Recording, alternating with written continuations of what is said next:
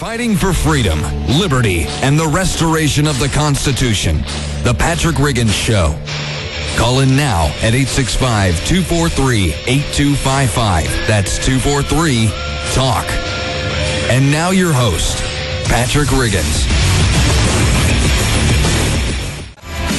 Welcome back to the Patrick Riggins Show here on the Libertarian Lighthouse Radio Network. Tori doing the REM dance there. Is it the end of the world as we know it? Yes. Yeah, you would certainly think so, wouldn't you? I mean, after listening to all these federal government people and their proxies. It's raining toads. Yes. We don't have any money. They're just crying about their extremely small reduction of federal spending.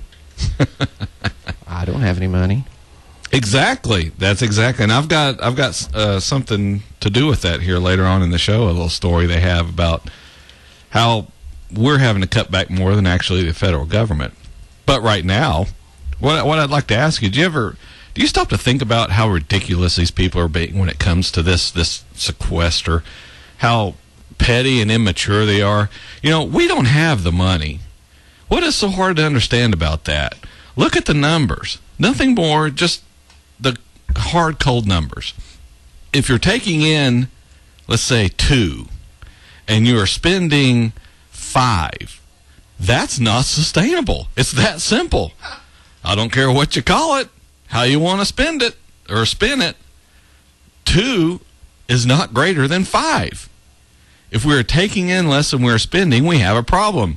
Now, there are people who say, well, all we need to do is increase the 2, make it a 6, and then it'll be greater than 5, the 5 we're spending. Sure, that'll work, but for how long? And is that the correct action to take? That's the debate. Look at it this way. If you have a friend who's constantly asking for money, how long is it until you're going to stop giving it to them? At what point do you say, I cannot continue giving you money? Even if you can afford it, is it the right thing to do? Are you helping that friend by encouraging their lack of self-discipline? Whether or not you continue to do so, that's really your decision, though, because it's your money to spend how you want. But let's say it gets to the point that you can't afford to continue giving them money every time they ask for it. Now what? Is it right for you to demand that I kick in money to help out your friend each month? Would that be acceptable to you if I asked you to do it for a friend of mine? I'm out of extra money, so I want you to make up the slack. It is time we start requiring our government to live within its means, to treat it no differently than we would this dysfunctional friend of ours that cannot keep their money budgeted. Everyone gets all tied up in the nuances of this debate on the sequester.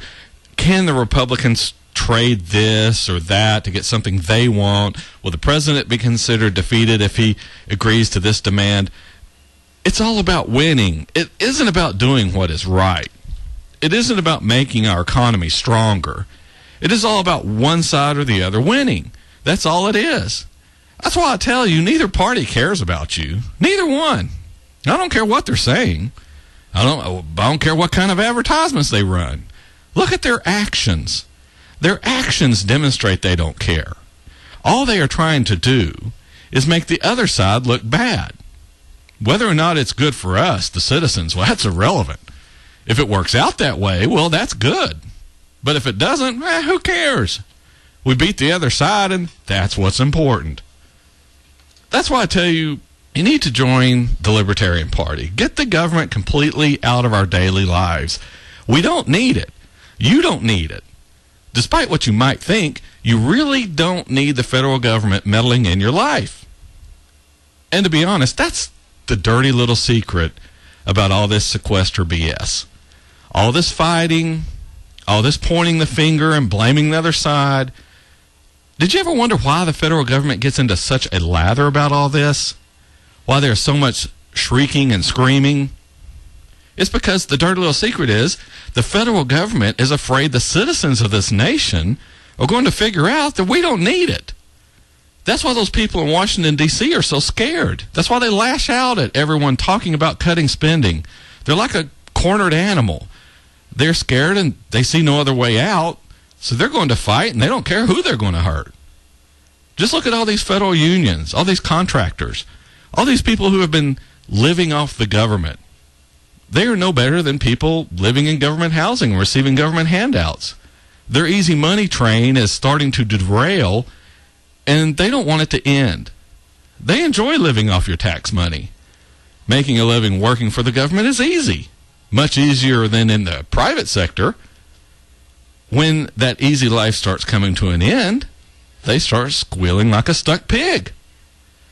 Remember now, this is only a few % reduction in the amount of spending. Nothing really. And this is the reaction we are getting. The spending reductions will not even make a small dent in the debt we have run up, and you would think the world was ending.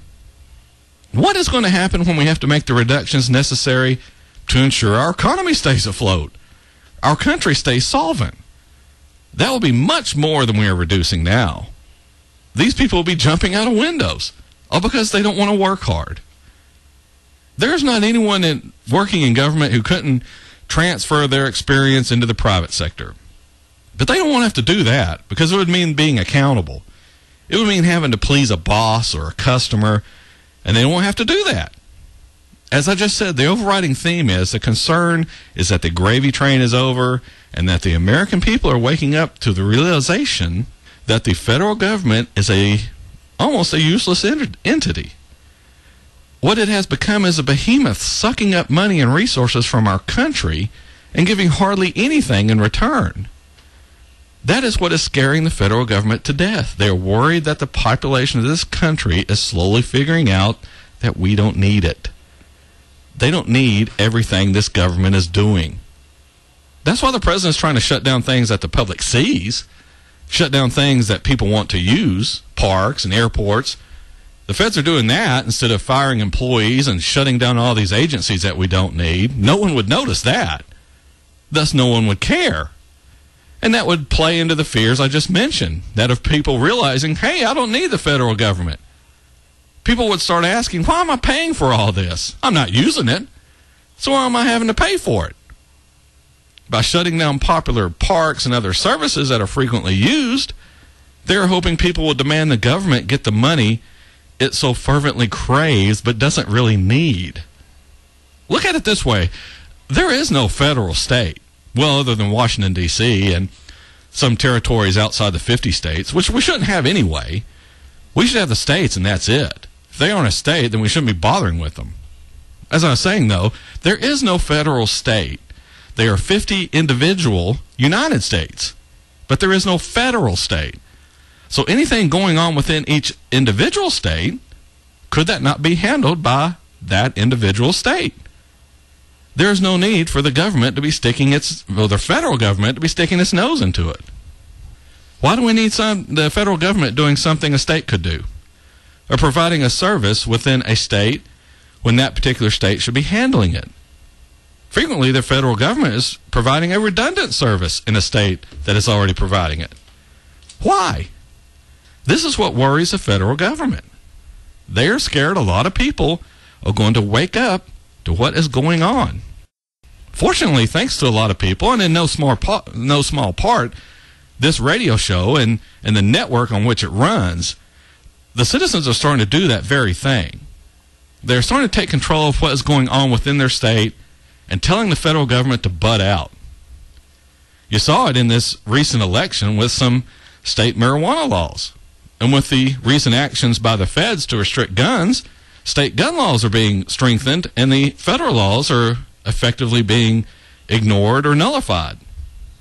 So if the 50 states can handle what is going on within their own borders, all that's really left is Washington, D.C. and what's specifically written in the Constitution.